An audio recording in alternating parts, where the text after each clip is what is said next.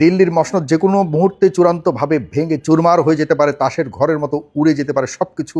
বাংলাদেশে যা যা ঘটেছে ঠিক তাই ঘটছে। শেষ পর্যন্ত দেখুন, আমি সব কিছু আপনাদেরকে বলছি। আজকে দিল্লিতে এবং ভারতে যা যা হচ্ছে খুবই করুণ অবস্থা। আমার ভিডিওটি শেষ পর্যন্ত দেখতে হবে। আজকে মঙ্গলবার 21 জুলাই 2026। আমি আপনাদেরকে যে ভিডিওটি প্রথম দেখাতে চাচ্ছি, ছোট্ট 2 সেকেন্ডের ভিডিও, সেটি আগে দেখুন, এরপর আমি আমার বক্তব্যটা শোনাচ্ছি। এটি হলো রাহুল গান্ধীকে পুলিশ কিভাবে রাস্তা থেকে তুলে নেবার চেষ্টা করছে দেখুন।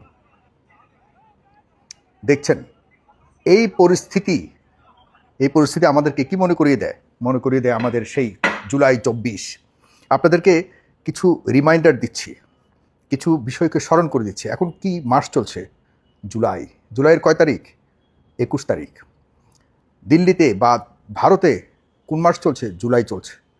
কোন দিন চলছে? জুলাইয়ের 21 তারিখ চলছে। দেখুন টাইমিংটা দেখুন। আমি বলছি না সব কিছু একদম পুরোপুরি আল্লাহর তরফ থেকে যা বাংলাদেশে ঘটেছে তাই সেখানে ঘটবে, অথবা যা আমাদের এখানে ঘটেছে তাই একদম সেম টু সেম সেখানে ঘটবে, কিন্তু কিছু কিছু জিনিস মিলে যাচ্ছে, যার দেখে আমি বা ভেবে আমি খুব অবাক হয়েছি, যে কারণে আপনাদেরকে একটু শেয়ার করতে চাচ্ছি। আপনারা এই ভিডিওটিকে শেয়ার করবেন এবং সবাইকে জানান দিন যে যারা আমাদের দেশে 24 ঘটিয়েছিল আজকে তাদেরও 24 ঘটতে যাচ্ছে, মানে 24 না হলেও 26 ঘটতে যাচ্ছে। জুলাই আজকে 21। আপনাদের মনে থাকবার কথা, একই রকম দাবি দাওয়া নিয়ে শিক্ষার্থীরা মাঠে নেমেছিল এবং শিক্ষার্থীদেরকে কি বলেছিল? শেখ হাসিনা বলেছিল, আসো তোমাদের দরজা খোলো। কোন সময়? 20 জুলাই বা 21 জুলাইয়ের সময়, যখন অনেক দাবি দাওয়া নিয়ে কোটা সংস্কারের বিষয়ে যখন শিক্ষার্থীরা রাস্তায় নেমেছিল, তিনি কোনো পাত্তা দেননি। তখন বলেছিল এরা রাজাকারের নাতি পুতি। আর ভারতে কি বলেছিল? ভারতের প্রধান বিচারপতি বলেছিল এরা ককরোচ, মানে তেলাপোকা।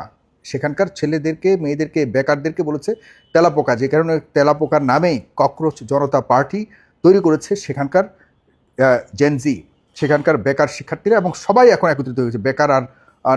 বেকার না এরকম কোনো ব্যবধান নাই। এখন সকল ইয়াং যুব শ্রেণী যারা রয়েছে সবাই ঐক্যমতের ভিত্তিতে হাজার হাজার লাখ লাখ শিক্ষার্থীরা এখন এক হয়ে এই ককরোচ জনতা পার্টির নেতৃত্বে এখন আন্দোলন চলছে।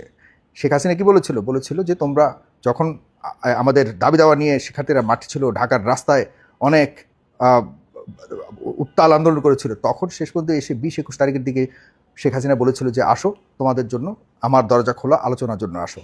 আজকে নরেন্দ্র মোদী এই শিক্ষার্থীদেরকে বলেছে আসো আলোচনার জন্য, দরজা খোলা, তোমাদের যে দাবি দেওয়া, তোমাদের যে নিট পরীক্ষা পত্র ফাঁস হয়েছিল সে নিয়ে আমরা কথা বলবো, আমি রাজি, তোমরা আসো।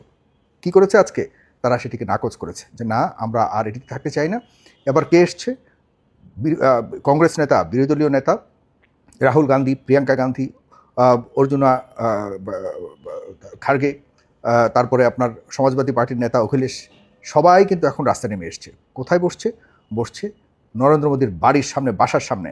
সেখান থেকে আজকে এই সব শীর্ষ নেতাদেরকে, বিরোধী দলের শীর্ষ নেতাদেরকে ধরে নিয়ে গেছে, তুলে নিয়ে গেছে। কীভাবে তুলে নিয়ে গেছে দেখছেন তো আপনারা, যে রাস্তার মধ্যে শোয়া ছিল, মানে শুয়ে পড়েছিল রাহুল গান্ধী, সেখান থেকে টেনে হিচড়ে তাকে কিন্তু গ্রেপ্তার করেছে। এরপর অন্যদেরকেও গ্রেপ্তার, প্রিয়াঙ্কা গান্ধীকেও গ্রেপ্তার করেছে, অখিলেশকেও গ্রেপ্তার করেছে, অন্যদেরকেও গ্রেপ্তার করেছে।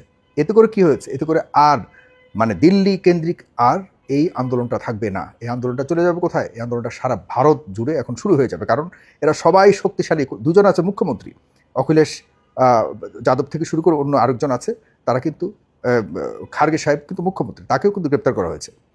সুতরাং এখন এই আন্দোলনটা শুধুমাত্র আর ককরোচ জনতা পার্টির আন্দোলন নয়, এবং আজকে যতটুকু শুনতে পেয়েছি যে এটি এখন ওই শুধুমাত্র যে নিট প্রশ্নপত্র নিয়ে আলাপ করবে এই আহ্বানের মধ্যেই না। এখন যতটুকু জানতে পেরেছি যে ভারতের স্বরাষ্ট্রমন্ত্রী অমিত শাহ এবং নরেন্দ্র মোদীরও পদত্যাগ দাবি করা হচ্ছে, এবং শিক্ষামন্ত্রীর সে ধর্মেন্দ্র সাহেবকে তো অনেক আগে থেকেই তারা প্রায় মাস 2 আগে থেকেই কিন্তু তার পদত্যাগ দাবি করে আসছিল, কিন্তু কোনো কথাই শুনে নাই নরেন্দ্র মোদী। আস্তে আস্তে এখন দেখা যাচ্ছে এই দাবির সংখ্যা সময় সময় বাড়ছে। এ পরিস্থিতিতে দেখুন আস্তে আস্তে কী করছে এই আন্দোলনটা। গতকালকে সংসদ ভবন কিন্তু ঘিরে চতুর্দিকে শিক্ষার্থীরা অনেক ভাঙচুর করেছে, এবং সেখানে যে ব্যারিকেড দেওয়া হয়েছিল পুলিশের সাথে, পুলিশের ভয়ঙ্কর ধস্তাধস্তি হয়েছে, এবং পুলিশের লাঠিচার্জ হয়েছে, কাঁদানে গ্যাস ছেড়েছে। এবং সেই দাবিতে কেন কাঁদানে গ্যাস ছেড়েছে, শিক্ষার্থীদের উপরে লাঠিপেটা কেন করেছে, সেই দাবিতে কিন্তু আজকে রাহুল গান্ধীরা রাস্তায় বসে গেছে। আর তাদের প্ল্যান কি? তারা আজকে ধর্ণা বলে, সেখানে ধর্ণা ধরা মানে হলো দাবি নিয়ে অবস্থান ধর্মঘট যেটাকে বলে, যেটা আমরা করতে চেয়েছি, আমাদের ছেলেরা করতে চেয়েছিল 24-এর আন্দোলনে, ঢাকাকে আমরা ঘেরাও করে ফেলবো, সেই আন্দোলনের কাছাকাছি যাচ্ছে। আমাদের 24-এর যে আন্দোলন ছিল সেটি প্রায় একই অবস্থাতে চলে যাচ্ছে। এরপর কি হতে যাচ্ছে, ভাগাভাগির বা পালিয়ে যাওয়ার বিষয়টা পরে যদি হয় হলো, না হলে হবে না। তবে বিষয়গুলি আমাদের ঢাকার ঠিক একইভাবে যা যা ঘটেছিল ঠিক তেমনিভাবেই প্রতিনিয়ত ঘটতে যাচ্ছে সামনে। এরপর যেই একজন শিক্ষার্থী, মেয়ে শিক্ষার্থীকে যে গতকালকে যে পিটিয়েছে, সে কিন্তু এখন প্রায় মৃত্যু সজ্জায় রয়েছে। তার হয়তো মৃত্যু হয়েও যেতে পারে, আল্লাহ মাফ করুক। তবে যতটুকু দেখেছি যে তার অবস্থা খুবই অবনতির দিকে যাচ্ছে। যদি কেউ এখানে মৃত্যু বরণ করে তাহলে আন্দোলনের অবস্থা কোথায় যাবে আপনারা একবার চিন্তা করে দেখুন। অনেকে বলছে যে না, এই ভারত এত বড় দেশ, সামান্য এই আন্দোলনে কিছু হবে না। এই আন্দোলন এখন চতুর্দিকে ছড়িয়ে পড়বে, কারণ কংগ্রেস এখানে ঢুকে গেছে। এখন কংগ্রেস ঢুকে যাওয়াতে কংগ্রেসও দেখা যাচ্ছে যে ভারতের সবচেয়ে বড় পার্টি কংগ্রেস, তারা বহুবার ক্ষমতায় ছিল, তারা জানে কিভাবে আন্দোলন করতে হয়। এরপর যে যুব শ্রেণী রয়েছে তারা কিন্তু এখন আর এই বিজেপি যারা করে তারাও রাস্তায় নেমে গেছে, তাদেরও অনেক সন্তানরা রাস্তায় নেমে গেছে। তারা বলেছে যে আমরা বিগত আমলে যখনই কোনো ধরনের আন্দোলন করতে গিয়েছি, আমাদেরকে হয়তো তোমরা বাংলাদেশি ট্যাগ দিয়েছো, আমাদেরকে হয়তো চায়নার এজেন্ট বলে ট্যাগ দিয়েছো, আমাদেরকে মুসলিমদের এজেন্ট বলে ট্যাগ দিয়েছো, আমাদেরকে পাকিস্তানের এজেন্ট বলে ট্যাগ দিয়েছো। এখন আমরা আর এসব মানতে চাই না, আমরা এগুলি তোয়াক্কা করি না, আমরা মাঠে নেমেছি, আমাদের দাবি দাওয়া আমরা আদায় করেই ছাড়ব। ঠিক যেমনটি আমাদের দেশেও যখন বলেছিল শেখ হাসিনা যে তোমরা রাজাকার, তোমরা বিএনপির দালাল, তোমরা জামাতের দালাল, এগুলি বলেছিল। কিন্তু এরপর এই সব দালাল ট্যাগিংয়ের সব কিছু ঊর্ধ্বে গিয়ে আমাদের দেশে কিন্তু সন্তানেরা রাস্তা নেমেছে এবং শেষ পর্যন্ত শেখ হাসিনার পতন ঘটিয়েই ছাড়িয়েছে। খুব মিল পাচ্ছি সেই জুলাই, এখনও জুলাই, সেই জুলাইয়ের 21 তারিখ থেকে যখন আন্দোলন অনেক বেশি চাঙ্গা হয়েছিল, ওইখানেও আন্দোলন দিনকে দিন চাঙ্গা হচ্ছে। সামনের দিনগুলি এখন প্রতিনিয়ত আমাদের দেশে যা ঘটেছিল তাই আমরা দেখতে পাচ্ছি।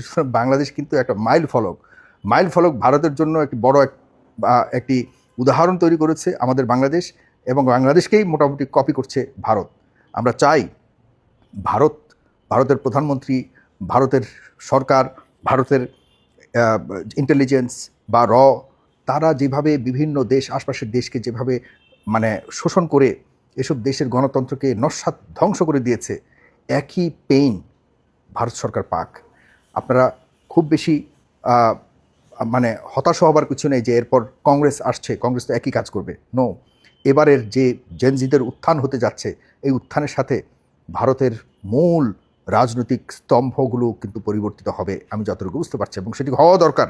ভারতের শিক্ষা পাওয়া দরকার যে তোমরা যারা অন্যান্য দেশে গিয়ে তাদের আভ্যন্তরীণ, তাদের সার্বভৌমত্বকে ভেদ করে সেসব দেশে তোমরা নিজেদের ইচ্ছা, স্বাধীনভাবে ইচ্ছাকে বাস্তবায়ন করবার চেষ্টা করেছো অবৈধভাবে, সেই একই জিনিস তোমাদের দেশে ঘটতে যাচ্ছে, এবং এখান থেকে তোমাদের চরম শিক্ষা পাওয়া উচিত, এবং সেটি শিক্ষা পেতে যাচ্ছে বলে আমি মনে করি। দেখতে থাকুন। প্রতি আমি খুব জিনিসটুকু বলবো, আরও অনেক কিছু ঘটছে, অনেক মজার বিষয় ঘটছে। আমার ভিডিওটাকে আপনারা শেয়ার করুন আর ফলো করুন। দেখা হবে পরবর্তী ভিডিও।